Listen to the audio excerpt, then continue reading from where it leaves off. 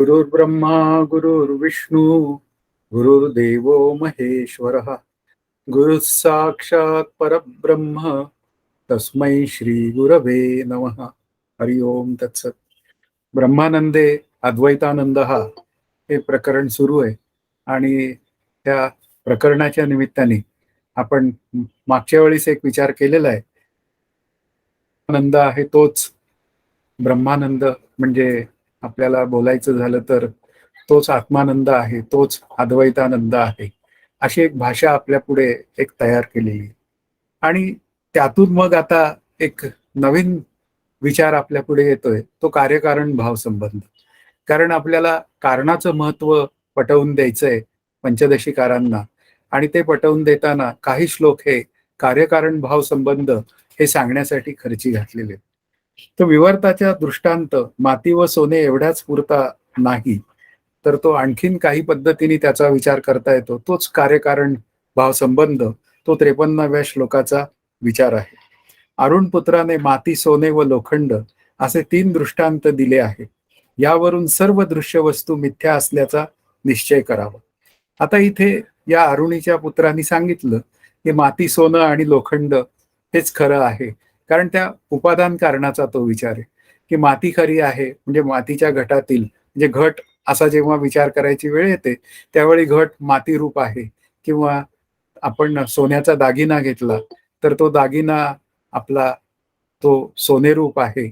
अशा पद्धतीने आपण जेव्हा विचार करतो तेव्हा त्या दागिन्याचं किंवा त्या लोखंडांच्या वस्तूचं किंवा मातीच्या घटांचं कारण जे आहे ते मात्र सोनं, लोखंड आणि माती आहे. म्हणजे कारण म्हणजे त्या घडणाऱ्या ज्या वस्तू आहेत त्याचं कारण. असं जर असेल तर मग कार्यकारण भाव संबंधात त्यांना आपल्याला काय सांगायचंय, तर कार्य हे अनित्य असतं आणि त्याचं कारण मात्र सत्य असतं. आता इथे सत्य आणि म्हणजे नित्य आणि अनित्याचा विचार करताना त्यातली माती नित्य आहे आणि निर्माण होणारा घट मात्र अनित्य आहे. अनित्य आहे या शब्दाचा अर्थ एवढाच आहे की घट फुटतो पण माती मात्र त्या मानाने जास्त काळ टिकते, अशा पद्धतीने बोललं गेलेलं आहे. पण वास्तवात जेव्हा कार्यकारण भाव संबंध आपल्याला बोलायची वेळ येते तेव्हा ते चेतन तत्वच एकमेव कारण आहे आणि त्याच्याच सत्तेवर आपल्याला जग भासतं, हा विचार आपल्याला पुढे न्यायचा आहे. पण तो नेताना हळूहळू एक व्यावहारिक सत्तेतला कार्यकारण भाव संबंध आपल्या पुढे मांडला आणि मग आपल्याला लक्षात आणून दिलं की हे कार्यरूप होणारे पदार्थ हे कधीतरी नाश पावतात, पण त्याचं कारण असलेला जो लोखंड किंवा सोनं किंवा माती आहे त्या मानाने त्यांचं आयुष्य हे जास्त असतं. अशा रीतीने कारण हे काय आहे, श्रेष्ठ आहे, एवढं आपल्याला लक्षात आलं तर मग एक शेवटी आपल्याला जो ब्रह्म आणि जगत यांच्यातला जो कार्यकारण भाव संबंध आपल्या पुढे मांडायचा आहे तो आपल्याला सहज मांडता येण्याची एक व्यवस्था आहे. सत्याचे ज्ञान होताना असत्याचेही ज्ञान होते अशी एक शंका उपस्थित केली गेलेली. कारणाचे ज्ञान होताना कार्याचेही ज्ञान होते असे तो उद्दालक म्हणाला. शंका, सत्याचे ज्ञान झाल्यावर असत्याचे ज्ञान होणे कसे आहे? तर तिथे प्रश्न विचारलाय की माती आणि घट या दोन्हीमध्ये माती सत्य आहे, म्हणजे माती त्याचं कारण आहे आणि घट हे कार्य आहे आणि त्या मानाने घट हा असत्य आहे, म्हणजे मिथ्या आहे असं तुम्ही म्हणता. तर मग मातीचंही ज्ञान होतं आणि घटाचंही ज्ञान होतं. मग जेव्हा मला मातीचं ज्ञान होतं तेव्हा घटाचं ज्ञान होणं हे बंद का होत नाही, किंवा घटाचं ज्ञान होतं तेव्हा मातीचं ज्ञान होणं का बंद होत नाही? असे दोन जे परस्पर विरुद्ध धर्माचे जे विचार आहेत ते मला तुम्ही समजावून सांगा, अशी एक भूमिका त्या उद्दालकाने मांडली. आणि मग 55व्या श्लोकामध्ये त्याचं उत्तर देण्याचा एक प्रयत्न झालेला आहे. घटाचे मातीसह ज्ञान या शब्द योजनेत मातीसह घट हा कार्य शब्दाचा अर्थ प्रसिद्ध आहे. घट या कार्यातील सत्य मातीचा जो भाग आहे त्याचे ज्ञान कारणाच्या ज्ञानाने होते. आता इथे जेव्हा मातीसह घट अशी जेव्हा भाषा बोलली जाते त्यावेळी त्या घटाचा आकार वगैरे या गोष्टी गृहीत धरल्या जातात आणि त्यातली माती, या मातीपासून हा घट तयार झालेला आहे म्हणून माती त्याचं कारण आहे आणि पुन्हा घट आहे त्याचं कार्य आहे. मग आता यातील आकार काय आहे? आकार मिथ्या आहे. मुख्य विचार काय आहे? आकार मिथ्या आहे. पण तो आकाराचं ज्ञान होताना आपल्याला त्याचं म्हणूया उपादान कारणाचंही ज्ञान होत असतं. उदाहरणार्थ कापड नावाचा एक तिसरा पदार्थ तयार होतो. त्यातून मग एक शर्ट नावाचा एक आणखीन चौथा पदार्थ तयार होतो. पण ज्यावेळी आपण शर्ट वेअर केलेला असतो किंवा कापड हातात धरलेलं असतं, तेव्हा आपण वास्तवात तंतूंचाच विचार केलेला असतो. म्हणजे जेव्हा आपण एखादं फॅब्रिक किंवा कापड विकत घ्यायला जातो, त्यावेळी त्याला हाताने आपण त्याचं सूत चेक करतो. म्हणजे इथे काय आहे, दागिना विकत घ्यायला गेलो, तर त्या दागिन्यामध्ये सोनं किती दर्जाचं आहे, ते 24 कॅरेटचं आहे का 22 कॅरेटचं आहे, असे सगळे विचार आपल्याला पुढे येतात. म्हणून इथे काय आहे, नामरूपात जरी फरक पडला, नावं बदलली, रूप बदललं, तरी सुद्धा त्याचं जे अधिष्ठान आहे, म्हणजे त्या घटाचं जे अधिष्ठान आहे, ते माती, हा आपल्याला विचार जास्त करायचा आहे. म्हणजे त्या अधिष्ठानाचा जो भाग आहे, तो भाग आपल्या अभ्यासाच्या दृष्टीने महत्वाचा आहे. त्याचे ज्ञान कारणाच्या ज्ञानाने होते. म्हणजे कार्याचं जे ज्ञान आहे, ते त्या कारणाच्या ज्ञानासह होते, एवढा विचार काही ठिकाणी आपल्याला करायला हरकत नाही. आणि मग पुढे असं म्हणतात, आपल्याला मग नंतरही आणखीन एक भाषा बोलता येते, की मग तो शर्ट वगैरे ह्या सगळ्या गोष्टी कार्याचं ज्ञान झालं, तरी त्याच्या कारणाचं ज्ञान जात नाही. म्हणजे आपल्याला लक्षात घ्या, कार्य जरी आपण थोडंसं नजरेआड केलं, तरी सुद्धा त्याचं अधिष्ठान असलेलं जे तत्व आहे, म्हणजे माती किंवा सोनं किंवा लोखंड, याचं ज्ञान होतच राहतं. एवढा भाग आपल्याला करायचा आहे विचार. कारण पुढे जो खऱ्या सिद्धांताचा विचार आहे, तो सांगताना मात्र आपल्याला या गोष्टींचा उपयोग होणार आहे. मिथ्या ज्ञान निरर्थक आहे, हे सांगणारा 56वा श्लोक आहे. मिथ्या भागाचे ज्ञान होऊनही त्याचा काही उपयोग नाही. तत्वज्ञानानेच पुरुषार्थ लाभतो, मिथ्या ज्ञानाने नाही. म्हणून इथे आता मूळ सिद्धांतावर आलेले आहेत, की मिथ्या भागाचे ज्ञान होऊनही त्याचा काही उपयोग नाही. कारण शेवटी आपल्याला अभ्यास जो करायचा आहे, तो केवळ मिथ्या बाधित करण्यासाठी करायचा नाहीये. मिथ्या पदार्थांचं जे ज्ञान होतं, ते समर्थही म्हणतात, "आधी मिथ्या उभारावे, उभारोनी ते सांडावे." म्हणजे याचा अर्थ मिथ्या पदार्थांविषयीचे जे काय विचार आहेत, ते 5 महाभूतांचे बनलेले आहेत, म्हणून त्याला उत्पत्ती आहे, म्हणून त्याची स्थिती आहे, म्हणून त्याचा लय आहे. पण त्यांना उत्पत्ती, स्थिती आणि लय सांगायचा नाहीये, की आपल्याला कशासाठी हे पदार्थ मिथ्या आहेत, त्यांचे आकार मिथ्या आहेत का ठरवायचं? कारण मिथ्या पदार्थांचा नाश होतो आणि त्याचं अधिष्ठान असलेलं जे सत्य ब्रह्म आहे, ते मात्र कधीच नाश पावत नाही. ते कायम असतची असे. म्हणजे ते कायम असतं, म्हणजे आहे आणि तेच मी आहे. म्हणून इथे काय आहे, मिथ्या ज्ञानाचा आपल्याला म्हणूया विचार फारसा करून उपयोग नाही. त्या मिथ्या ज्ञानावरून त्या अधिष्ठानाच्या ज्ञानाचा विचार आपल्याला केला गेला पाहिजे. नेहमी माझे श्री गुरु सांगतात, की नको असलेल्या विचाराला हवे असलेल्या विचारांनी छेद द्या. ती जरी सनिमित्त साधना असली तरी खूप महत्वाची आहे, की नको असलेला विचार आला, तो नामरूपात्मक जगतासंबंधी आहे. आणि मग त्यानंतर त्याचं अधिष्ठान मात्र ब्रह्मतत्व आहे आणि ते मी आहे आणि मग क्षणभर शांतता. अशा पद्धतीने सोहम म्हणून मी जर आनंदाचा अनुभव घेत असेल, तर एक दिवस त्या मिथ्या पदार्थांविषयी असलेली जी आसक्ती आहे, ती दूर होते. त्यातून मी त्याचं उपादान कारण म्हणूया तात्पुरतं स्वीकारलेलं ते ईश्वररूप ब्रह्म, ते स्वीकारतो, त्याला कर्म अर्पण करतो आणि खऱ्या ब्रह्मस्वरूपाशी, म्हणजे जे असतशी असे, अशा ब्रह्मस्वरूपाशी एकरूप होतो.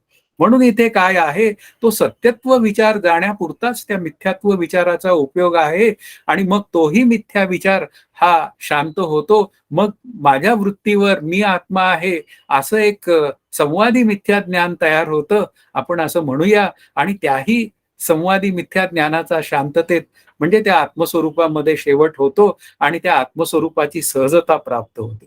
म्हणून ह्या नको असलेला विचार घालवण्यासाठी, सत्य वस्तू जन्य ज्ञानजन्य संस्कार घालवण्यासाठी आपल्याला मिथ्या ज्ञानजन्य वस्तू संस्काराची आवश्यकता आहे.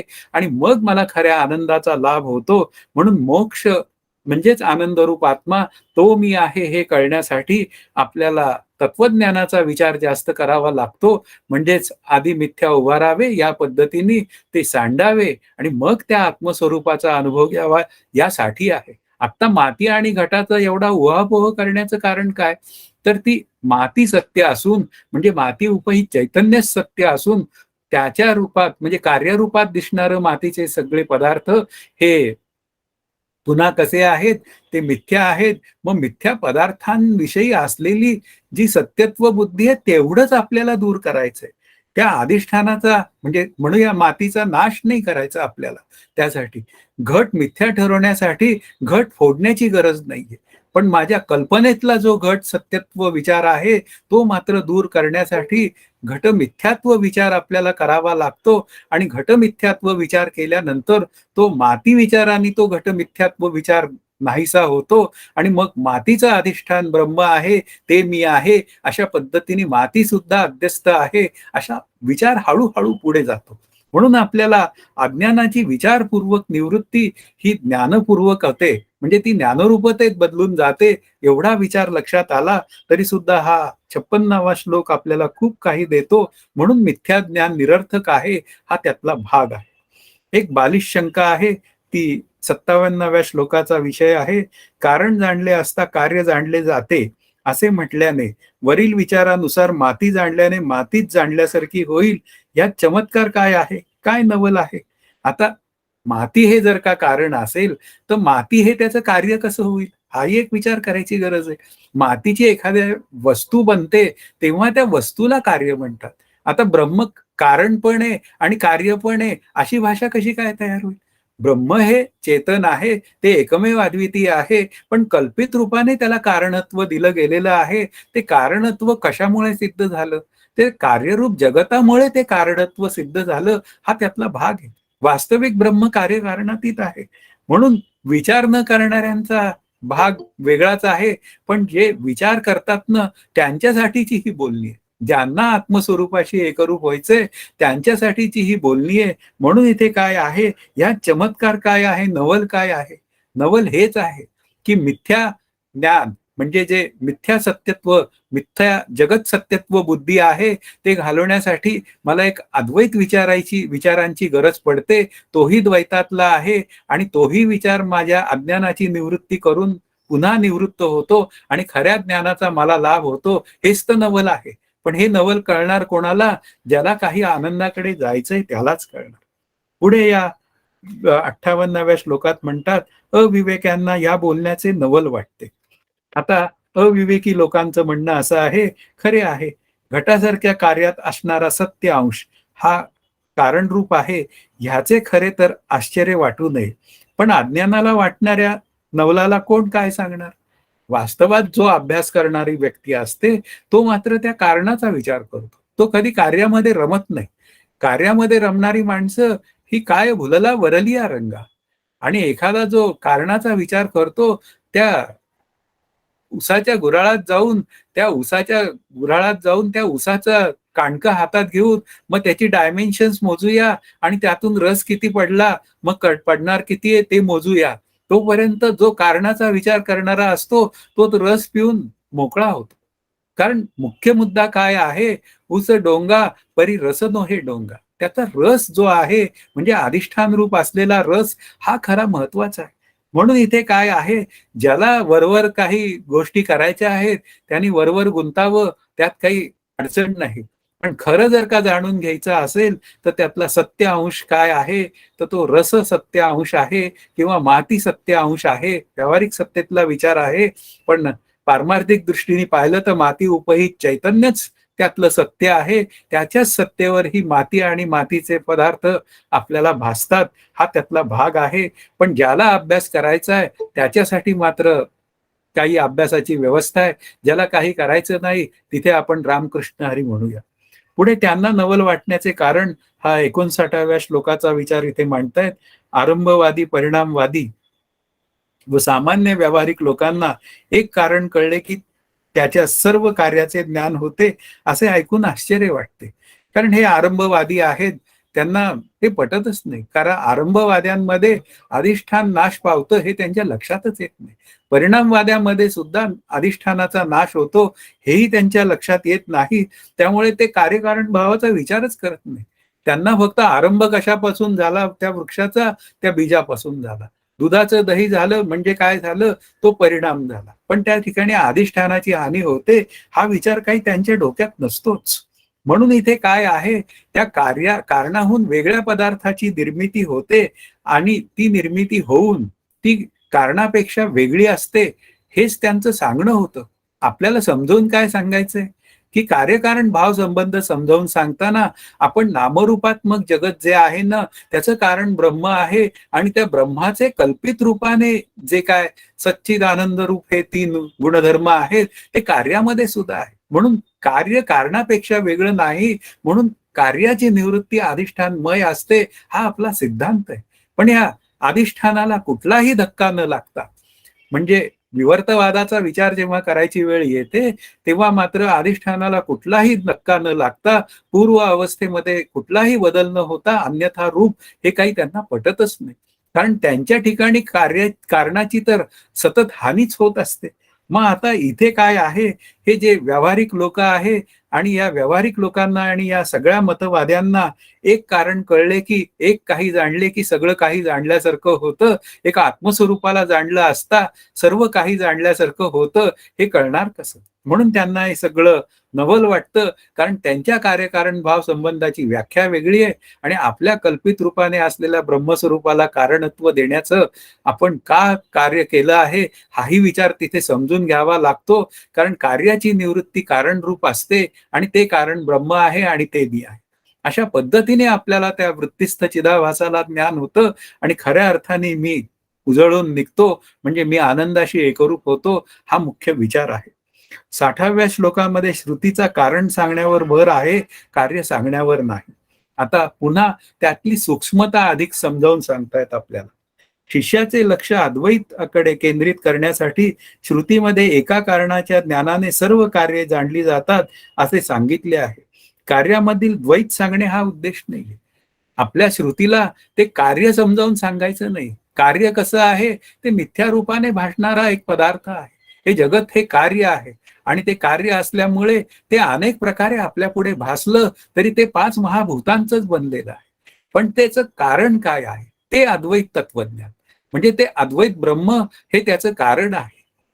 आणि ते कारण असल्यामुळे त्या अध्यस्थाची निवृत्ती, म्हणजे त्या द्वैताची निवृत्ती अद्वैत ज्ञानात होते, हे श्रुतीला सांगायचं. म्हणजे कारणाचा विचार अधिक व्हावा, ही भूमिका त्यांनी आपल्या पुढे मांडलेली आहे. आणि मी जर सतत कारणाचं चिंतन केलं, तर मी कारणाकडे जाण्याची व्यवस्था आहे. आणि मी जर सतत कार्याचं चिंतन केलं, तर मला सुखदुःख रूप विचार किंवा सुखदुःख रूप माझ्या जीवनात अनेक प्रसंग येतातच, पण त्या निमित्ताने सुखी दुःखी होणं घडतं, हा म्हणूया प्रमाद माझ्या हातनं घडतो. कारण का मी स्वतः आनंदरूप असताना माझ्या अंतःकरणामध्ये जर का हे सुखाचे आणि दुःखाचे डोंब उसळत असतील, तर त्याचा जबाबदार मीच आहे. म्हणून इथे अद्वैत कळण्यासाठी त्या द्वैताचा आधार घेतला जातो आणि मग द्वैताच्या निरासा पाविजेया ठाया अशी भूमिका मांडली जाते, की ते द्वैत उभारलं, मग ते द्वैत मिथ्या आहे, त्या मिथ्या द्वैताचं अधिष्ठान ब्रह्म आहे, म्हणून अध्यस्थाची निवृत्ती अधिष्ठानमय असते, असा त्यातला विचार आहे. कल्पित सर्पाची म्हणूया निवृत्ती ही अधिष्ठान दोरीमय असते, म्हणजेच ती दोरी उपहित चैतन्यमय असते, हा त्यातला एक विचार आहे. तो आपल्याला कळला तर आपण आनंदाकडे जाण्यासाठी सहज विचार करू शकतो. 61व्या श्लोकामध्ये आता तात्पर्य सांगणारा जो विचार आहे, तो असं सांगतो, ज्याप्रमाणे एक मातीचा गोळा जाणला असता की त्यापासून होणाऱ्या मातीच्या सर्व पदार्थांचे ज्ञान होते, त्याप्रमाणे एक ब्रह्म जाणले की सर्व जगत जाणले जाते, असे लक्षात घ्यावे. आता एक जाणला असता, पण काय जाणला असता, ते एक ब्रह्मच जाणलं असता. उदाहरण मात्र काय आहे, की एक माती जाणली असता, म्हणजे मातीचा घट वगैरे या सगळ्या गोष्टी जाणल्या जातात.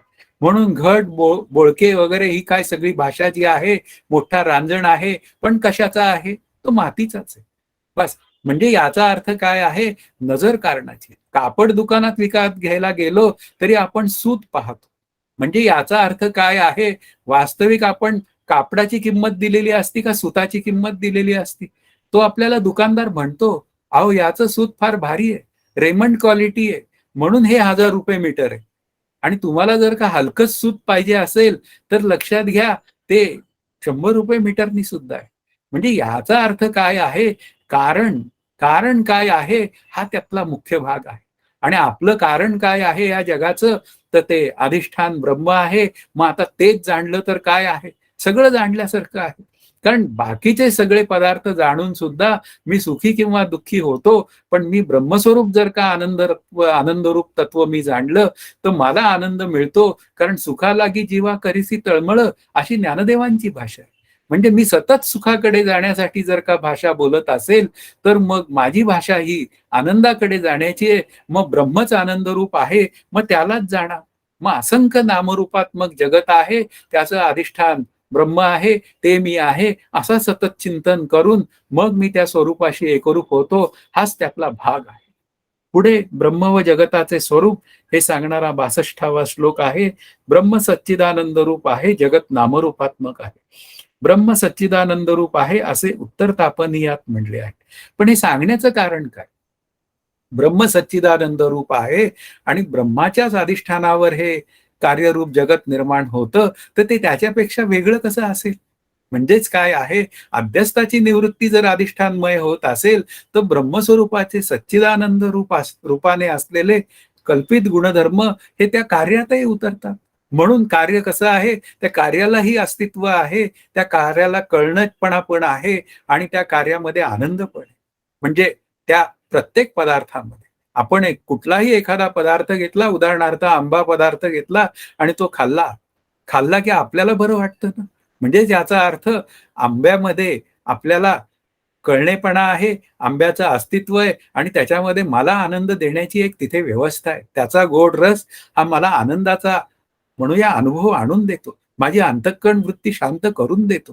म्हणजे प्रत्येक पदार्थांमध्ये हे कार्यकारण भाव संबंध आहे.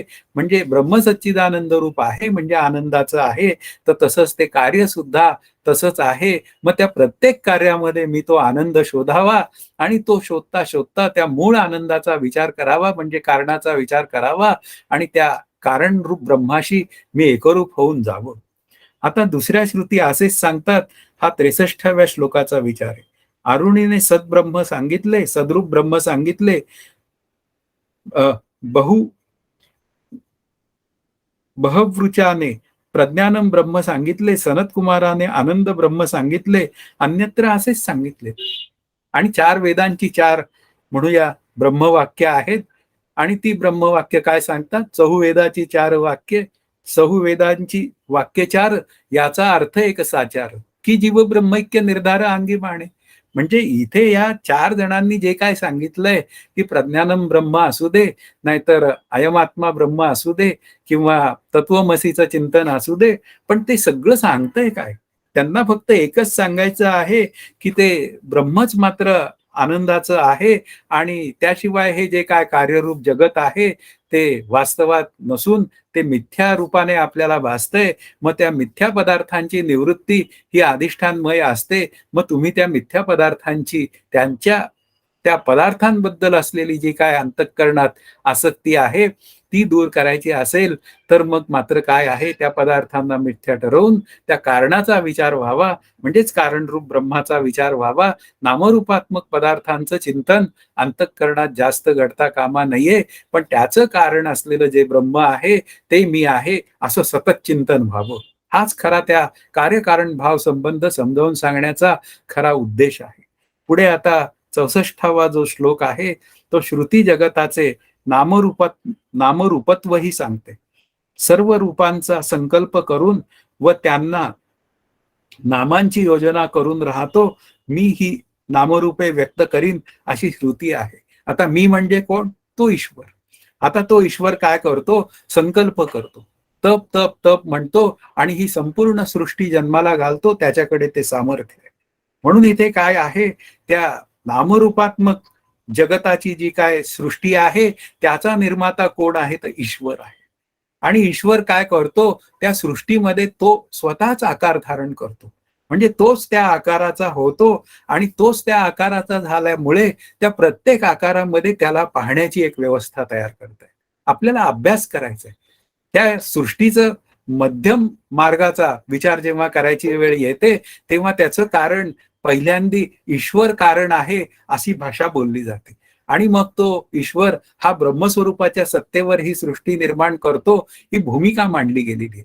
म्हणून या नामरूपात्मक जगताला ईश्वर कारण आहे आणि ईश्वर कारण असेल आणि तो त्या आकाराचा होत असेल, तर मला त्या ईश्वराला प्रत्येक सृष्टीतल्या पदार्थांमध्ये पाहता येतं आणि मग मी म्हणू शकतो ईश्वर आणि हरी हा काही वेगळा नाही. हरीच्या दासा हरी दाही दिशा.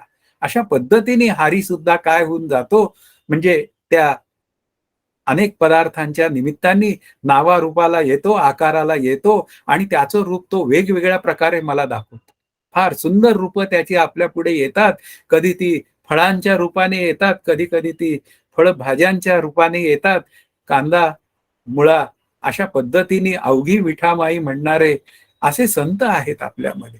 म्हणजे या प्रत्येक पदार्थांमध्ये ते जर का पाहायला मी शिकलो, म्हणजे त्या ईश्वराने ईक्षण केलं आणि तो त्या आकाराचा होत असेल आणि तोच जर का प्रत्येक पदार्थात असेल, तर त्याला माझी सर्व कर्म अर्पण करून मी अद्वैत ज्ञानाकडे, अद्वैत आनंदरूप माझ्या स्वरूपाकडे जाण्याची वाटचाल ही सहज करू शकतो. म्हणून कारणाचा विचार महत्वाचा आहे. त्या कार्यामध्ये त्या ईश्वराला पहा आणि सगळे संत तेच सांगतात, की या सर्वांची पूजा हीच त्या ईश्वराची पूजा आहे. आता पूजा करायची म्हणजे काय? प्रत्येकाचा नारायणाचे विश्वी त्याची पूजा करीत जावी, या कारणे तोषवावी कोणीतरी काया. अशा पद्धतीने त्या ईश्वराची योजना मांडलेली आहे आणि तो ईक्षण करतो आणि तो या नामरूपात्मक जगतामध्ये आकार धारण करतो असं श्रुती सांगते. म्हणजे तो आणि हे जगत हे वेगळं नाही आणि हे दोघंही जर ब्रह्मस्वरूपाच्या सत्तेवर असतील, तर ते तरी त्याच्यापेक्षा वेगळे कसे असतील? म्हणजे मी पण त्यांच्यापेक्षा वेगळा नाही. सर्वच जण आनंद रूप आहेत. तर मग कोण्याही जीवाचा न घडो मत्सर, वर्म सर्वेश्वर पूजनाचे. अशा पद्धतीने मी माझ्या अद्वैत चिंतनाकडे म्हणजे कारणाकडे, कार्याकडून कारणाकडे मी माझी आनंदाकडे वाटचाल करू शकतो. हाच खरा आपल्या अभ्यासाचा आजचा हेतू आहे. पुढे 65वा जो श्लोक आहे, असे सांगणारी आणखीन एक श्रुती आहे. सृष्टीपूर्वी अव्यक्त होते, तेच पुढे 2 प्रकारांनी व्यक्त केले जाते. ब्रह्माच्या ठिकाणी असलेल्या अचिंत माया शक्तीला अव्याकृत असं म्हणतात. समर्थ त्याला मूळ माया असं म्हणतात. म्हणून सृष्टीपूर्वी अव्यक्त होते, म्हणजे व्यक्त नसते ते अव्यक्त. म्हणजे ब्रह्मस्वरूपामध्ये लीन होऊन राहते सृष्टी. तिला काय म्हणायचं? ती अव्यक्ताची अवस्था. आता पुढे काय झालं? ती व्यक्त होते. आता व्यक्त होते, मग ती नामरूपात्मक पदार्थांना व्यक्त होते. आधी ईश्वर व्यक्त होतो आणि मग ईश्वरच या सृष्टीला जन्माला घालतो. म्हणजे इथे काय आहे, ती जी काय सृजनाची वेळ आहे, ती जेव्हा येते तेव्हा तो ईश्वर नामरूपात्मक सृष्टी तयार करतो. म्हणून इथे ही सगळी सृष्टी निर्माण करण्याचं काम जे आहे, ती अचिंत्य मायाशक्ती करत असते. हे कसं घडतं हे विचारायचं नाही.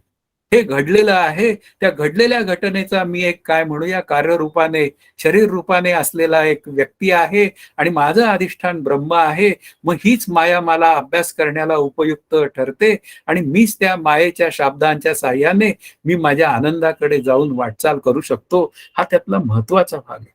म्हणून कार्यभेदाने त्याला अनेक नावं मायेला मिळतात, पण त्यातल्या आपल्याला अभ्यासाला उपयोगाच्या जेवढी नावं आहेत, तेवढ्या नावांचा विचार करावा आणि आपला अभ्यास करावा.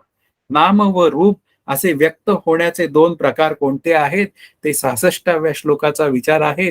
विकाररहित ब्रह्माच्या अधिष्ठानावर राहणारी ती माया म्हणजे मूळ माया किंवा अव्यक्त माया अनेक प्रकारे रूपांतरित होते. मायेला प्रकृती समजावे व तिच्या अधिष्ठानाला मायावी म्हणावे.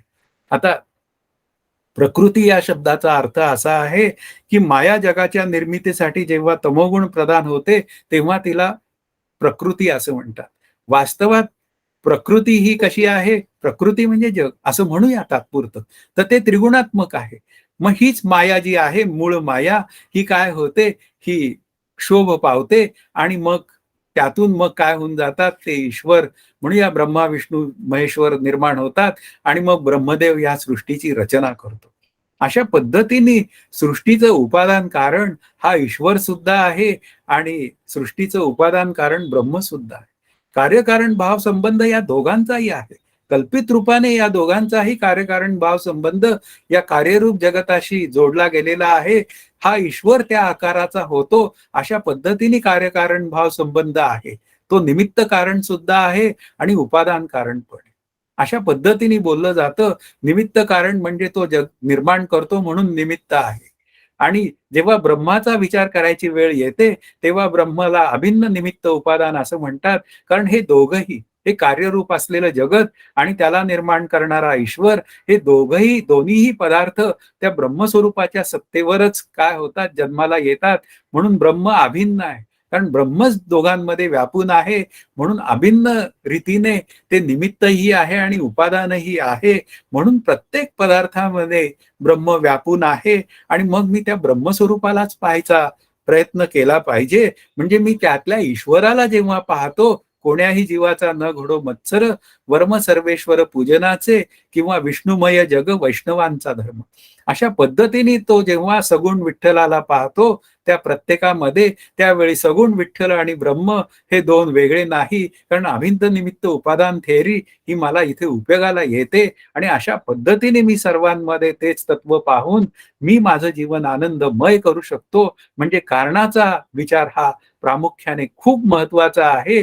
कार्यरूप सृष्टीमध्ये सगळे व्यवहार करायचे आहेत, पण ते मिथ्या समजून करायचे, आनंदाचा अनुभव घ्यायचा आहे. आणि मग आनंदाचा अनुभव घेऊन या जगामध्ये मी व्यवहार काही करत नसून तो ईश्वर माझ्याकडनं सगळे व्यवहार करतो, अशा पद्धतीने आनंदात जगायचं आहे.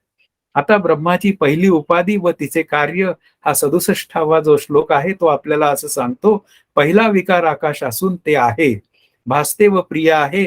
आकाशाचे स्वतःचे रूप अवकाश असून ते मिथ्या आहे, पण अस्ति इत्यादी 3 गुण मिथ्या नाही. आता पहिला विकार आकाश आहे. म्हणजे ज्यावेळी जग निर्मितीची प्रोसेस सुरू होते त्यावेळी पहिल्यांदा आकाश निर्माण होतं. मग आकाश काय आहे हा पहिला विकार आहे. म्हणजे या प्रकृतीने पहिल्यांदा 5 महाभूत जन्माला घालायला सुरुवात करते तेव्हा आकाश नावाचं तत्व निर्माण होतं. आणि मग ते भासतं आणि ते प्रियही आहे. आकाश प्रिय आहे आपल्याला. पण म्हणजे बघा, आपल्याला घर जर पाहिजे असेल तर ते मोठं पाहिजे, ते 3 BHK पाहिजे, 4 BHK पाहिजे. म्हणजे मला अवकाश मोठा पाहिजे. किंवा मी एखाद्या रेल्वेत बसायला गेलो तर मग काय आहे, ते AC3 आहे का AC2 आहे. म्हणजे लोकांची गर्दी कमी आहे का जास्त आहे. म्हणजे अवकाश हा आपल्याला प्रिय आहे. म्हणजे स्पेस हा आपल्याला प्रिय आहे. किंवा हल्लीची भाषा आहे, आम्हाला स्पेस पाहिजे थोडासा. म्हणजे याचा अर्थ काय आहे, मला शांतता हवी. अवकाश पाहिजे म्हणजे याचा अर्थ मला शांतता पाहिजे. म्हणून इथे काय आहे, आकाश जरी मिथ्या असलं तरी ते सर्वांना प्रिय आहे. मुख्य विचार काय आहे, ते प्रिय का आहे, की तो प्रियत्वाचा जो आरोप आहे तो त्या आकाशावर केला गेलेला आहे. पण आकाश मला प्रिय का वाटतो, कारण का ते मूळ स्वरूपापासून तयार झालेलं आहे आणि स्वरूप आनंद रूप आहे. म्हणून हा अस्थि रूपाने असणारा आकाशाचा विचार किंवा कळणेपणा, आकाशाच्या निळाईमुळे मला आकाश कळतं किंवा खोलीतला स्पेस मला कळतो. जरी मला तो सावयव साकार नसला तरी तो माझ्या अनुभवाचा विषय आहे. अशा पद्धतीने त्याच्या माझं प्रियत्व ही आहे. म्हणून इथे काय आहे, हे प्रियत्व जे आहे ते कार्याच्या अपेक्षेपेक्षा जास्त सत्य आहे. कारण का, ते मला का आवडतं, कारण ते आवडणं हा जो मूळ विचार आहे तो स्वरूपाकडनं आलेला आहे. म्हणून ह्या ना त्या कार्याच्या रूपाने ते असते. म्हणून ब्रह्माचे सच्चिदानंद हे स्वरूप लक्षण सत्य आहे. म्हणून ब्रह्माचं स्वरूप लक्षण जे आहे सच्चिदानंद, ते कल्पित रूपाने त्या आकाशात उतरतं आणि म्हणून मला आकाश कळतं. नंतर पुन्हा आकाशाचं अस्तित्वही जाणवतं आणि मला आकाश प्रिय आहे, अशा पद्धतीने भाषाही बोलली जाते. म्हणून आकाशाचा जेव्हा विचार करायची वेळ येते सत्य आणि मिथ्या, त्यावेळी मात्र काय आहे, आकाशाच्या मानाने मिथ्या. कार्य कसं आहे, ते आकाशाच्या मानाने मिथ्या आहे. असे ते एकमेकांमध्ये बोलले गेलेले विचार आहे. पण वास्तवात मात्र सत्य वस्तू ही सच्चिदानंद ब्रह्मस्वरूप आहे. म्हणून ब्रह्माची उपाधी व तिचं कार्य जे आहे ते आपल्या पुढे येतं. आता पुढे असं म्हणतायत 68व्या श्लोकाच्या निमित्ताने, अवकाशत्व मिथ्या आहे. जगाच्या उत्पत्तीपूर्वी ते नसते, अत्यंत प्रलयकाळीही ते नसते. म्हणून जे आधी असते व शेवटी नसते व मध्येही ते नसतेच. वास्तवात जगाच्या पूर्वी नव्हतं, मग मध्ये ते काय आहे, मध्ये ते भासतं. जे पूर्वी असतं तेच आणि जे शेवट असतं तेच मध्ये भासतं. पण अवकाश पहिल्यांदाही नव्हतं आणि नंतरही नाही, तर मध्येही ते कुठे असणार आहे. म्हणजे याचा अर्थ आकाश वास्तवात झालेलंच नाही, पण कल्पित रूपाने मात्र आपल्याला जेव्हा मी आकाश आहे असं म्हणतो तेव्हा मात्र काय आहे, ते आकाश मिथ्या आहे, सतासत विलक्षण अनिर्वचनीय. म्हणजे ते सच्च्या लक्षणांची जुळत नाही, नाही म्हणावं तर भासतं. म्हणजे याचा अर्थ त्याला उत्पत्ती आणि स्थिती आणि नाश आहे म्हणून आकाश मिथ्या आहे. मग शब्द हा आकाशाचा गुण आहे. मग त्या जीवसृष्टीमध्ये शब्दांचा विचार तर खूप मोठा आहे. पंचदशीकारांनी शब्दांच्या स्वरूपात पंचदशी आपल्याला मांडली. आत्ता आपली जी काय सगळी देवाणघेवाण चालली आहे ती शब्दांच्या स्तरावर चालली, पण त्याचा अहंकार झाला तर मग तो अहंकारही मला होता कामा नये. हे खरं त्या अवकाश तत्वाला बाद करण्याचं विचारधारा आहे. कारण प्रत्येक महाभूत हे आपल्या पुढे येणार आहे. ते महाभूत त्याच्या त्याच्या क्वालिटीज किंवा त्याच्या त्याच्या कॅरेक्टरिस्टिक्स घेऊन येणार आहे. पण ते आलं तरी सुद्धा मी अहंकारित होता कामा नये, हा विचार आपल्याला पक्का राहिला पाहिजे. आणि तो जर विचार पक्का राहिला तर मग आकाशाचाही वाद होतो, कारण ते उत्पत्तीपूर्वी नव्हतं आणि मध्ये भासत असेल तर मग काय आहे ते उपजे ते नासे मधलं आहे. एवढा विचार लक्षात आला तर मग आपल्याला त्याचा बाध करणं जास्त सोपं होतं. भगवद्गीता असंच सांगते, हे अर्जुना, ज्यांचे कारण अव्यक्त असून जी मध्येच व्यक्त होऊन शेवटी अव्यक्त होतात म्हणजे नाश पावतात, अशी ही भूते आहेत, असे भगवान श्रीकृष्ण अर्जुनाला गीतेत म्हणाले. आणि अशा पद्धतीने इथे मृगजळाचा दृष्टांत दिलेला आहे. आता मृगजळाचा दृष्टांत हा मृगजळ मिथ्या आहे हे सांगण्यासाठी आहे. आता ते मृगजळ सकाळी नसतं, दुपारी वाजतं आणि संध्याकाळी निघून जातं. तसेच हे जगातील पदार्थ मृगजळाप्रमाणे मिथ्या आहेत. ही भूमिका आपल्याला लक्षात आली पाहिजे की ते कधीतरी असतात, मग काही काळ भासतात आणि कालांतराने ते निघून जातात. म्हणजेच याचा अर्थ पुन्हा ते अव्यक्तात विलीन होऊन जातात. ही अध्यारोपाची भाषा आहे. म्हणजे आपल्याला समजून घ्यायचं असतं की त्या मृगजळाप्रमाणे हे जगतातील सगळे पदार्थ मिथ्या आहेत आणि मग ते मिथ्या पदार्थ माझ्या आनंदाचा विषय होऊ शकत नाहीत. म्हणून मी काय करावं, त्या मिथ्या पदार्थांच्या विषयांमध्ये जाऊन आनंद शोधण्यापेक्षा त्याचं कारण असलेलं जे सच्चिदानंद चेतन ब्रह्म आहे ते मी आहे या स्वरूपात मी आनंदरूप होऊन जावं, हा खरा आपल्या अभ्यासाचा विषय आहे. पुढे असं 70वा जो श्लोक आहे तो अस्तिभाती प्रिय हे कारणाचे गुण आकाश या कार्यात येतात. आता अस्तिभाती प्रिय हे कोणाचे गुण आहेत? ते ईश्वराचे आहेत. मग ते त्या आकाश नावाच्या कार्यात येतात. मातीप्रमाणे ते सच्चिदानंद सुद्धा त्याच्या कार्यात प्रविष्ट होते. आकाशाचा लय झालेल्या स्थितीत आत्मस्वरूपात सच्चिदानंद यांचा अनुभव येतो. हाच तो विचार आहे की मातीचा रंग आहे, माती आहे, सगळं त्याचं म्हणूया थोडस रफनेस आहे वगैरे सगळं आहे. पण पुन्हा माती अस्तित्व रूपाने आहे, तिचं माती या स्वरूपात मला ती कळते. पुन्हा तिचा घट झाला तरी मला कळतो आणि पुन्हा तो घट मला प्रिय आहे. अशा पद्धतीने माती मला प्रिय आहे, माझा देश मला प्रिय आहे. त्याचं कारण आहे माझ्या देशाच्या ज्या सीमा आहेत त्या म्हणूया मातीच्या आहेत, पण त्या सीमांच्या आत मी कोणाला येऊ देणार नाही.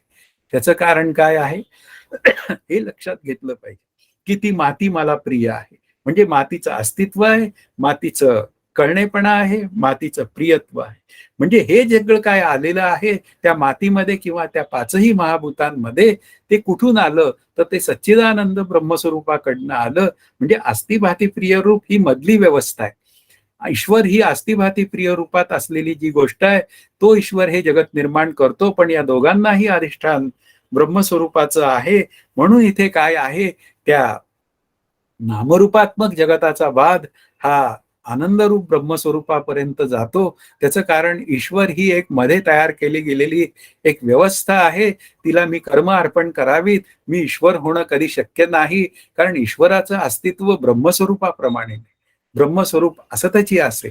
ईश्वर हे जगताचं कारण आहे. ते जगत निर्माण झालं की ईश्वराचा विचार होतो आणि जगताची शांती झाली म्हणजे लय झाला की ईश्वर नावाचं तत्व सुद्धा लय पावतं. कारण त्याला काय काम आहे. म्हणून आपल्याला ब्रह्मस्वरूप व्हायचंय, मला ईश्वर व्हायचं नाहीये, हा विचार आपल्याला पक्का असला पाहिजे. पुढे 71वा श्लोक जो आहे तो स्पष्टीकरण अधिक करतो. विचाराने आकाशाचा लय केला असता आकाश असता कशाचे भान होते, शून्य भासते असे म्हणावे तर ते योग्यच आहे. शून्य असे काही नसले तरी ते भासतेच. आता विचाराने आकाशाचा बात केला, आता बात केल्यानंतर काही नाही असा जर का विचार अंतःकरणात आला तर काय करायचं? अरे काही नाही आहे अशा पद्धतीने, म्हणजे शून्याचं प्रकाशन जे आहे ते काय पद्धतीने होतं? ते ह्याच पद्धतीने होतं.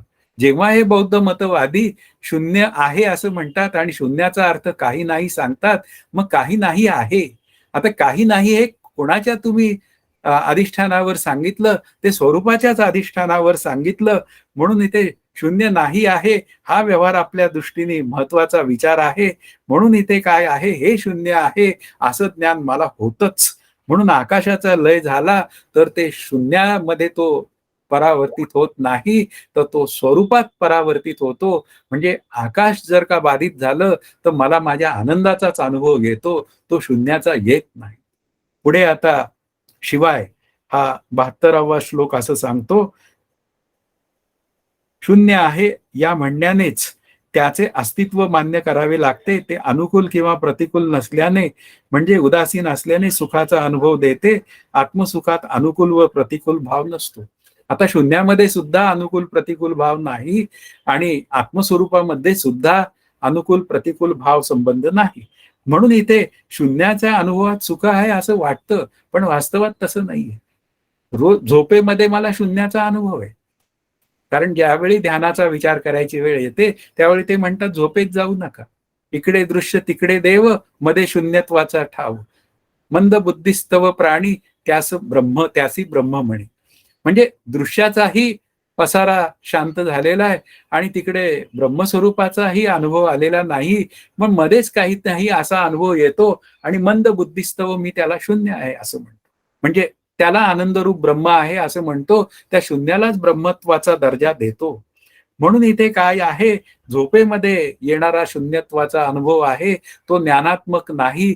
कारण का जाग झाल्यावर मी पुन्हा माझ्या त्या मूळच्या सत्यत्व बुद्धीला कधी विसरत नाही. म्हणून इथे शून्य शब्दात शून्याने, शून्याच्या अनुभवाने आपल्या मिथ्या ज्ञानाची निवृत्ती होत नाही. ती विचारानेच होते, आत्मानात्म विचारानेच होते. म्हणून ध्यानाभ्यासाच्या जोडीला महत्वाचा जो विचार आहे तो आत्मानात्म विचार खूप महत्वाचा आहे. 1400 वर्ष ध्यान करूनही श्री चांगदेव महाराजांना ज्ञानदेवांकडे जावं लागलं. 65 ओव्या त्यांना ऐकून घ्याव्या लागल्या आणि 65 ओव्या ऐकण्यामध्ये त्या ठिकाणी काय म्हणले श्री ज्ञानदेव, प्रगटे तव तव न दिसे, लपे तव तव आभासे. प्रगटला ना लपाला असे न खोमताच. प्रगटे तव तव न दिसे. काय प्रगटे? जग प्रगटे तव तव न दिसे, आत्मा न दिसे, लपे तव तव आभासे. अशा पद्धतीने आपल्याला लक्षात घ्या, आत्मस्वरूप प्रगट झालं तर जगत बाधित होतं आणि जगत सत्य राहिलं तर आत्मतत्व मला कळत नाही. ते जणू काही आवरण होतच तयार. म्हणून इथे काय आहे, शून्याच्या अनुभवात तिथे आपल्याला झोपेचा अनुभव असतो, तिथे थोडासा बधीरपणा असतो आणि त्यालाच मी सुख म्हणतो. म्हणून ते उदासीन असल्याने तिथे सुखाचा अनुभव येतो. एवढाच या श्लोकाचा विचार आहे. पण अभ्यासाच्या दृष्टीने मात्र मला शून्यरूप व्हायचं नाहीये, मला ब्रह्मरूप व्हायचंय, हे पक्क लक्षात ठेवलं पाहिजे. पुढे 73वा श्लोक आहे तो अधिक स्पष्टीकरण सांगतो. अनुकूलतेमध्ये हर्षाचा व प्रतिकूलतेत दुःखाचा अनुभव येतो, पण ही दोन्ही नाहीशी होतात. आत्मानंद अनुभवाला येतो, पण स्वचे दुःख कधीच नसते, कारण आत्म्याचा दुःखाशी कधीच संबंध येत नाही. अनुकूलतेमध्ये हर्षाचा आणि प्रतिकूलतेमध्ये दुःखाचा अनुभव येतो, हा जागृतीतला विचार आहे. जागृतीमध्ये आपल्याला अनुकूल प्रतिकूल रहित अवस्था तयार करावी लागते. म्हणजेच याचा अर्थ काय आहे, मला सुख दुःखातीत व्हावं लागतं. आत्मस्वरूप हे सुख दुःखातीत आहे. म्हणून इथे सुखाचा विचार आणि दुःखाचा विचार आपल्याला करावाच लागतो. सुख येतं, दुःखही येतं, सुखही येतं, पण सुखही जातं आणि दुःखही जातं. म्हणून सुख गेल्याचंही दुःख आहे. आपल्याला सुखी व्हायचं नाहीये, मला सुखरूप व्हायचंय. म्हणून आला त्या स्वमध्ये जायचंय, म्हणजे त्या स्वस्वरूपाचा अनुभव घ्यायचा आहे. सदा सस्वरूपी भरावे, अशी समर्थांची भाषा आहे. ते सस्वरूपी भरावे याचा अर्थ आनंदरूप ब्रह्माशी अनुभव यावा. कारण ब्रह्म एकमेव अद्वितीय आहे, ते माझं स्वरूप आहे. म्हणून माझा आणि दुःखाचा काही संबंध नाही. संत सुद्धा म्हणतात दुःख औषधाला सुद्धा नाही. आता दुःख जर औषधाला नसेल तर सुख सुद्धा औषधाला नाही. या दुःखाचा प्रतिद्वंद्वी मग आहे ते काय आहे, सगळं सुखरूपच आहे. म्हणून विचाराने आपल्याला अनुकूल प्रतिकूल भाव रहित उदासीन अवस्था प्राप्त करून घेतली पाहिजे. विचाराने, आत्मानात्म विचाराने हा शब्द खूप महत्वाचा आहे. तो झोपेत नाही. झोपेत लय होतो, आत्मानात्म विचाराने बाध होतो आणि ईश्वर मात्र नाश करतो. आपल्याला नाश करता येत नाही, तर आपल्या हातात बाध करणंच आहे. या सुखदुःखाची निवृत्ती जर आत्मानात्म विचाराने केली, तर ती आनंद रूपतेकडे घेऊन जाणारी असते. हा त्यातला महत्वाचा विचार आहे. म्हणून वृत्तीज्ञानामध्ये पुन्हा सुखदुःखांचा विचार आहे, पण तेच वृत्तीज्ञान जर बाधित झालं, तर सुखदुःख रहित होण्याची एक तिथे व्यवस्था आहे. आता 74व्या श्लोकाचा विचार आहे, सहज आनंद सतत का टिकत नाही? हा एक फार छान प्रश्न विचारलाय. आत्मानंद अखंड असला तरी त्यात क्षणाक्षणाला हर्ष व शोक यांच्यामुळे खंड पडल्यासारखे वाटते. त्या दोन्ही मनाच्या वृत्ती असल्याने त्या मनाप्रमाणेच क्षणिक आहेत असा निश्चय करावा. आता या आत्मानंद जरी कायम सगळीकडे असला, तोच प्रगट असला, तरी त्याचा अनुभव मला का येत नाही? कारण माझं मन त्याला कारणीभूत आहे.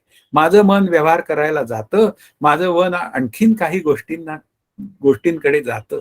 त्यामुळे ते मन काय होतं, विचलित होतं आणि मग विचलित झाल्यानंतर मग तिथे सुखदुःखाचा प्रसंग घडला आणि तिथे जर माझी अंतःकरण वृत्ती सत्य असली, तर त्या प्रसंगातनं मी सुखी होतो किंवा दुःखी होतो. पण ज्ञानदेव काय सांगतात, सुखी संतोषा न यावे, दुःखी विषादा न भजावे आणि लाभालाभ न आणावे मना माझे. म्हणून सुखदुःखांच्या पलीकडे जायचं असेल, तर त्या सुखदुःखांना मी बाधित करून त्या आनंदरूप ब्रह्माचा म्हणजे कारणरूप ब्रह्माचा मी विचार केला पाहिजे, अनुभव घेतला पाहिजे. म्हणून सुखदुःखाचं ज्ञान जे आहे ते अध्यस्त पदार्थांविषयी असलेल्या विचारांचं ज्ञान आहे.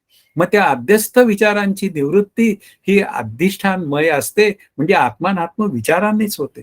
म्हणून इथे मनच मला बंधनात टाकतं आणि ते मनच मला बंधनातनं बाजूला नेतं. म्हणून मना सज्जना भक्ती पंथेची जावे किंवा मना सज्जना सदा रामी प्रीती धरावी.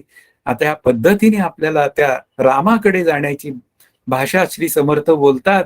आणि जर रामी प्रीती असेल तर मी रामरूप होईल आणि राम शब्दाचा अर्थ आनंदरूप ब्रह्म. अशा पद्धतीने आपल्याला विचार करावा लागेल. म्हणून सहज आनंद का टिकत नाही, तर त्याला कारण माझं अध्यस्त असलेलं मन आहे. ते मन विचलित होतं आणि मग त्या मनाने मी व्यवहार करण्यासाठी गोष्टी करतो आणि अशा पद्धतीने माझं मन त्या आनंदातनं दूर होतं. पण पुन्हा पुन्हा मी ते आनंदात आणण्यासाठी म्हणजे आनंदाकडे नेण्यासाठी मी आत्मानात्म विचार केला पाहिजे. मी नामस्मरण केलं पाहिजे. नामस्मरे निरंतर ते जाणावे पुण्य शरीर. अशा पद्धतीने हरिमुखे म्हणा असं श्री ज्ञानदेव हरिपाठात सांगतायत. तेणे मुक्ती चारी साधी आल्या. या चारी मुक्ती म्हणजे सायुज्य मुक्तीपर्यंतचा विचार श्री ज्ञानदेवांनी हरिपाठात मांडलाय. तोच विचार इथे आहे.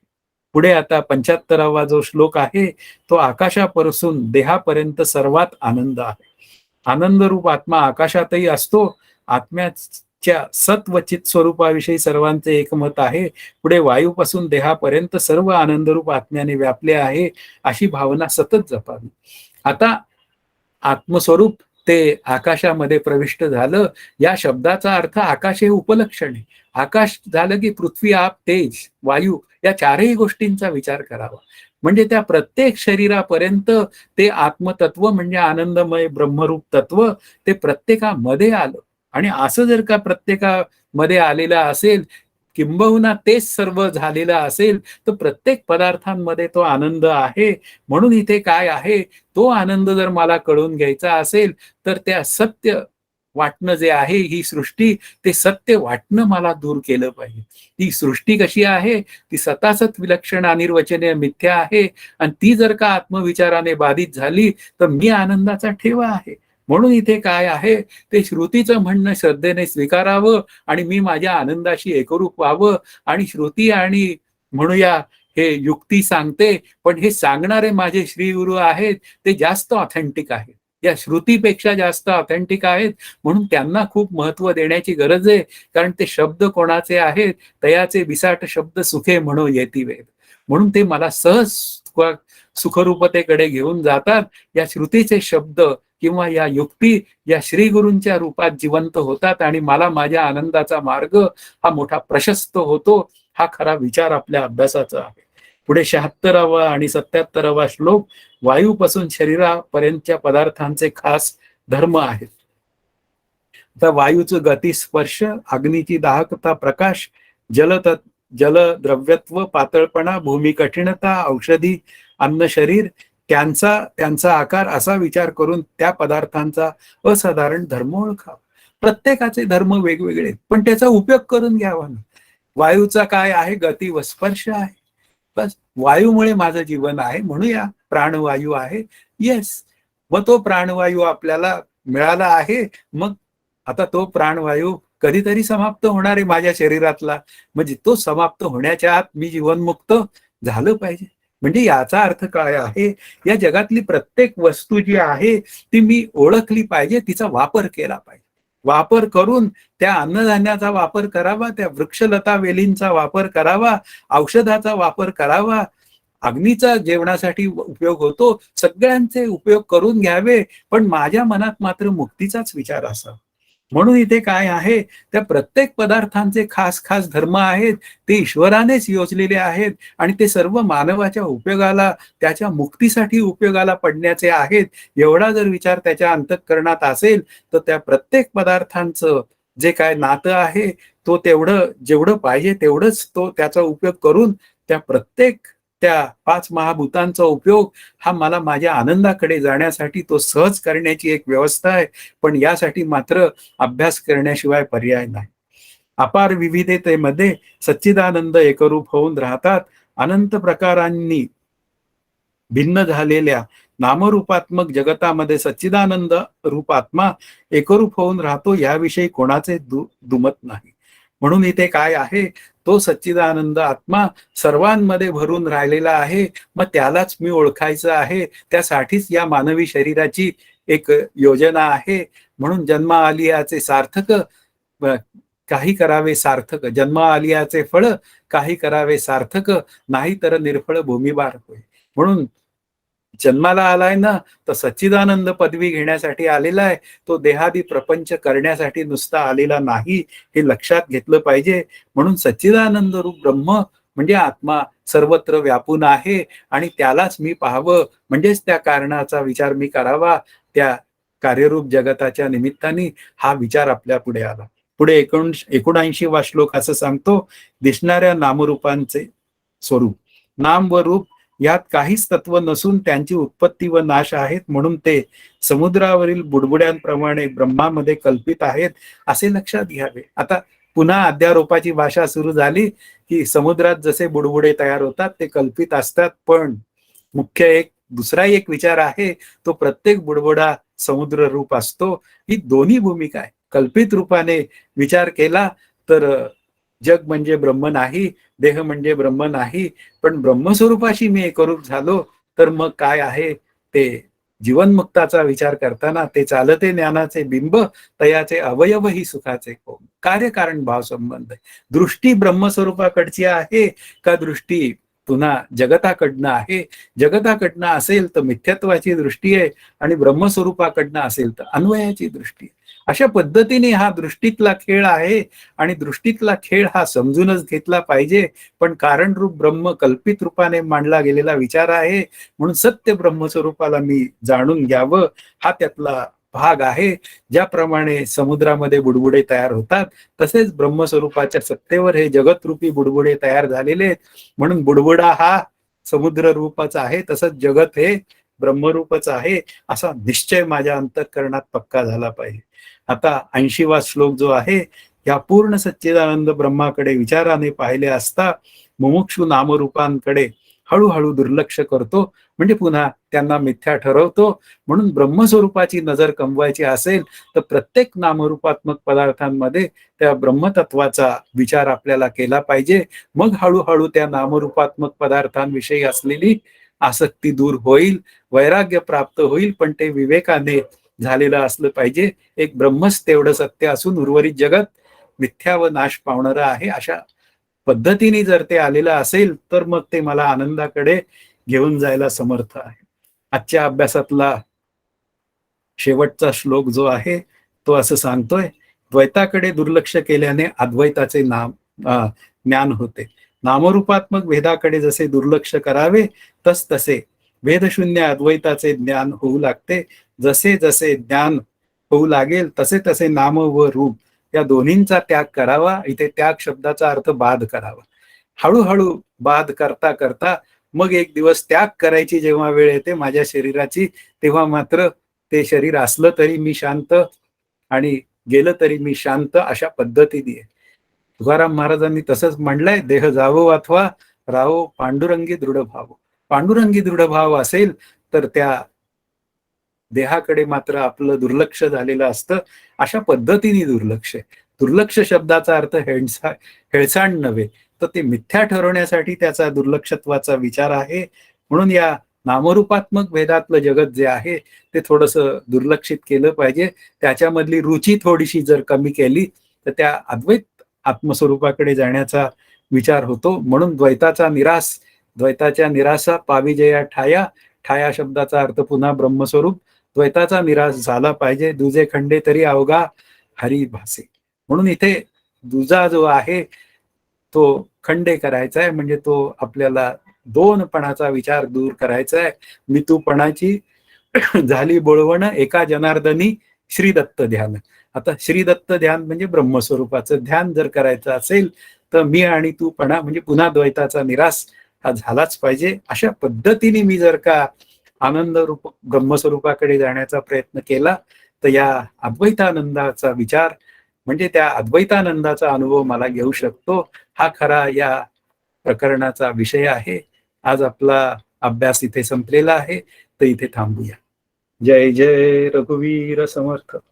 हरि ओम तत्सत. श्री पांडुरंगाय नमः. एक सूचना द्यायची आहे.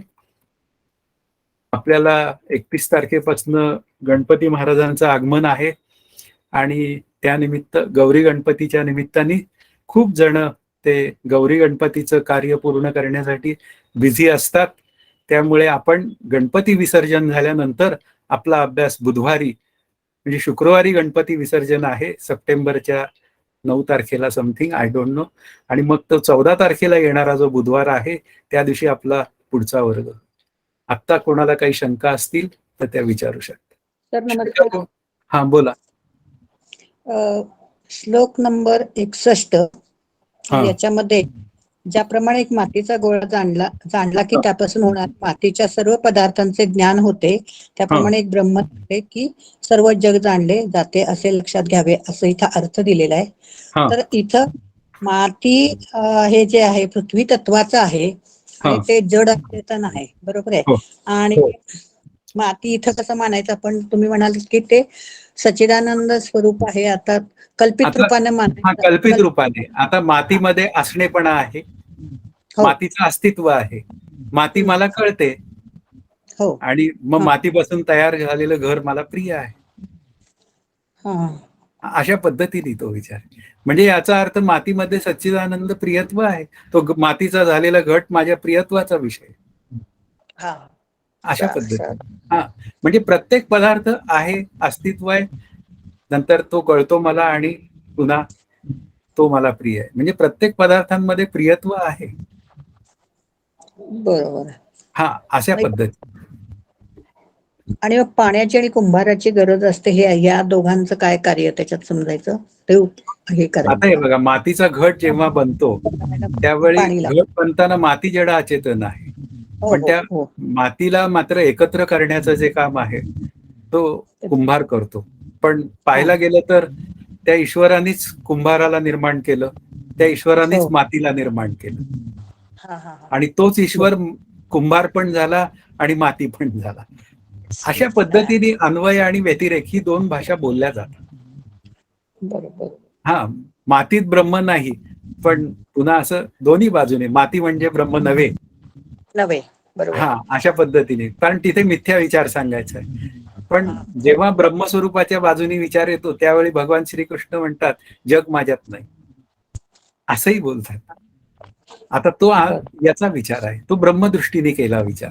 म्हणून कोणत्या दृष्टीने मी विचार करतो हा भाग महत्वाचा आहे. मिथ्या दृष्टीने जेव्हा विचार करायची वेळ येते त्यावेळी माती म्हणजे ब्रह्म नाही, पण ज्यावेळी अन्वयाने विचार करायची वेळ येते त्यावेळी कल्पित रूपाने ब्रह्मस्वरूपाचे सच्चिदानंद हे गुण, वास्तवात ब्रह्मस्वरूप अगुण आहे. गुणाचे अगुण असं हरिपाठात म्हणलंय. मग अगुण ब्रह्म हे गुणरूप झालं असा हा कल्पित विचार आहे, त्याच्यावर केलेला आरोप आहे सृष्टीच्या निमित्ताने. असे ते सगळे विचार आहेत. हा, एकूण त्या सृष्टीमध्ये ते तत्व व्यापून आहे, त्याला पहा, ही भूमिका आहे. त्याचा विचार करा आणि त्याला ओळखा, हे आपल्या साधनेचा विचार आहे. हम्म. छान सर, समजलं. हा. आणि 67व्या श्लोकात एक शंका आहे, त्याच्यामध्ये असं म्हटलेलं, पहिला विकार आकाश असून ते आहे, भासते व प्रिय असते. आकाशाचे स्वतःचे रूप अवकाश असून ते मिथ्या आहे, पण अस्थि इत्यादी 3 गुण मिथ्या नाहीत. याचं थोडं विवेचन करता का? मला आता काही अस्थि समज. शब्दाचा विचार जो आहे ना, म्हणजे आकाश काय केलं त्यांनी, आकाशाची म्हणजे आकाशाची सृष्टी जी आहे, सृष्टी मिथ्या आहे, त्या मानाने आकाश कसं आहे, जर असत्य आहे, पण ते अस्थिभाती प्रिय रूप, म्हणजे ईश्वर त्या मानाने अधिक सत्य आहे. का अधिक सत्य आहे? ईश्वराचं आयुष्य अधिक आहे, पण या दोघांपेक्षाही सत्यत्व जे आहे ते ब्रह्मस्वरूपाचं आहे. म्हणजे निरपेक्ष सत्यत्वाच्या म्हणूया अस्तित्वावर हे ईश्वर आणि कार्यरूप जगत भासतं, अशा पद्धतीने ते विचार. हा, म्हणून अस्तिभाती प्रियत्व हे खरं ईश्वराच्या बाजूने बोलले गेलेले विचार आहेत. ते कधी कधी मग ब्रह्मस्वरूपाविषयी बोलतात, मग त्यावेळी ते आपण जोडून घ्यायचं असतं. अच्छा अच्छा. हा, म्हणजे निर्मिती आली की ती ईश्वराकडे द्यायची आणि ब्रह्मस्वरूपाला सोहळ्यात ठेवायचं, हे त्याचं उत्तर. हा करता. हा, बरोबर तो आहे. आकारताय, पण त्याच्याच सत्तेवर हे सगळं चाललेलं आहे. हा हा, त्याची भाषा आहे. हा, धन्यवाद सर, खूप छान. ओके. धन्यवाद.